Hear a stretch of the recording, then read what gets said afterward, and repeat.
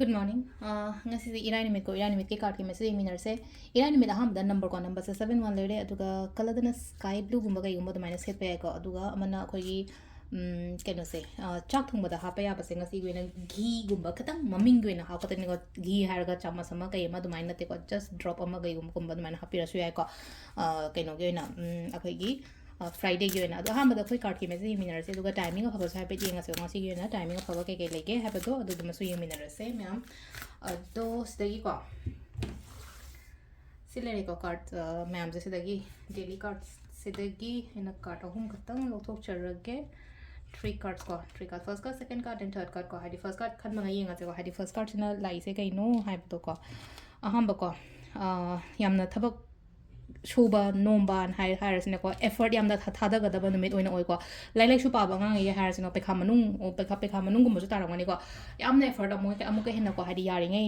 थादबदो दुमाइ तरो हादि फटा दबादि होनो वना हाय को होना बनि को से हाय को हादि you have to put more effort हाय तारा को से लाइसे को अदुगा तौरिबा थबक तो अमु के हेन फोकस तौरगा तौबियोन हाय बसिदा क्रिस्टल्स गा हादि एमेथिस गुम के गुम दुमाइ सिबि बे को क्रिस्टल एमेथिस सिबे याय अदुगा अखोगी कनो हारसिने को मिंगोंदगा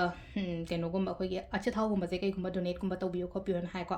ngasi gi numit ko adum ngasi dum leira ngasi dum pipira share ko number 2 kan pangai gi oni ngasi ko number 2 kan pangai gi oina se day of charity and like a day of charity means kaino hai tar ko mingon da mi gi damak da help to bibo ko biba adum mayam duni ko aduduna aina sumaina to matam da ai ngon da success lakani ko haidi aina honari ba aina tawriba thabai ingkhang su gumba sida ko aduga aina ko haidi mi khallaga su tawganu ko haidi sileina ko mi khallaga su hairaga di sida natraga haidi as akhangna chana ba doina pisange natraga ai chinau doina pige mi mating taw hairaga तसेंग ना हाइदि लेजदब कनो तब मीगुम PB यूँ को हाइदि माना पीरीसे अखोई लेतब मी अदुमाइ तौरगा पीरीब माना पोत कनोम दान तौरीसे अदुना हाइदि तसेंग लेजदब मी दरकार लेब मी हाइदि लेजदब मी हाइबगी आथ्रदि लेनुको अइना सिम फी अमा पी मतमदा हाइतारे इनबिगदब मी ना हारसेब नतबिदा हाइदि फी ऑलरेडी दमा अमा लेउपुदा अदुगा अदुम मी अमदा फी पीरो मतमदि ए माइ फी मचुसे पामदे ए निंगदे अदुम पीरोमने हाइदि हराव लोखंगनि दुगा अदुम थंग्रनि ना अदुने सिलाइसे को सीजन नंबर 2 खनमंगा यून लेरे को अदु क्रिस्टल तना हाइदि रोज क्वार्ट्स गुम कई गुम से बीबा याय को अदुगा नंबर 3 को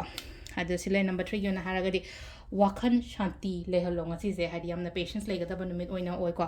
adu silai no ko isa je ngasai gi kitang hadi kero sauningba khotningba adumba mayam amali isoga palang da langningani ko yaringa si mayam se control to buyo hadi energy se yaringa drop tawdana sauninga ga di ma ngasai sauninga ga khoina nga saulangi ga di pang thokra di ngasai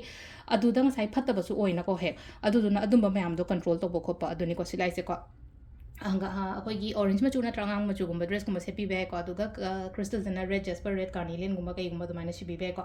अदुगा timing से की पुंग मंगा गा minute 38 देना पुंग 5 गा minute 53 फाउंग लेरे को अदगी मुंग 38 गा मिनिट 5 देना 12 गा मिनिट 53 फाउंग लेरे